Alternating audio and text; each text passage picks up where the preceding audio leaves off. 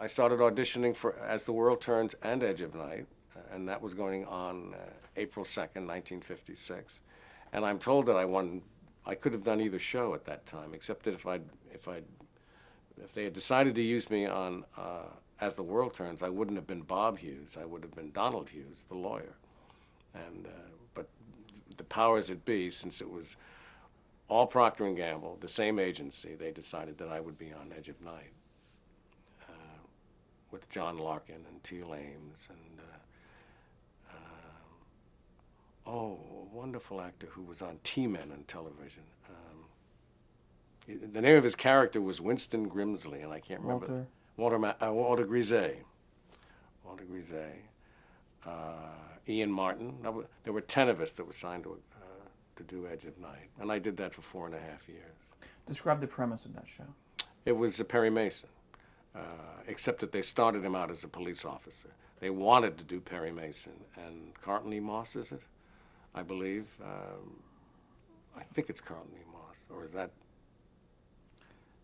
No. That created it? Yeah. Irving Vendig. Oh no, that's the show. That's Edge of Night. So what they did was they took Perry Mason, named him Mike Carr, and I Love a Mystery, I think, is Carlton E. Moss. I can't think of who wrote Perry Mason, but anyway, they just couldn't come to terms, and I guess he was holding out for nighttime or whatever, or the estate if he was still around. So Irving Vendig invented Mike Carr, and then he was a cop who was going to law school at night, and then he became a lawyer. And what was the status of the soap opera at that time? The what? The status of soap operas. Give us a sense of the Well, these were the first 2 half-hour shows, which they said you could never do, and they went on the same day. We were on 4:30 to 5, so a lot of men watched this. It was huge. I mean, there were a lot of them on. There must have been 12 of them on. They were all 15-minute shows until we came on the air. And that changed the whole genre.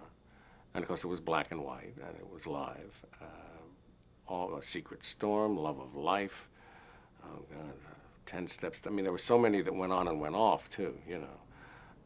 But I think there's about 7 of them left now. But at one time, I think there were 15 shows.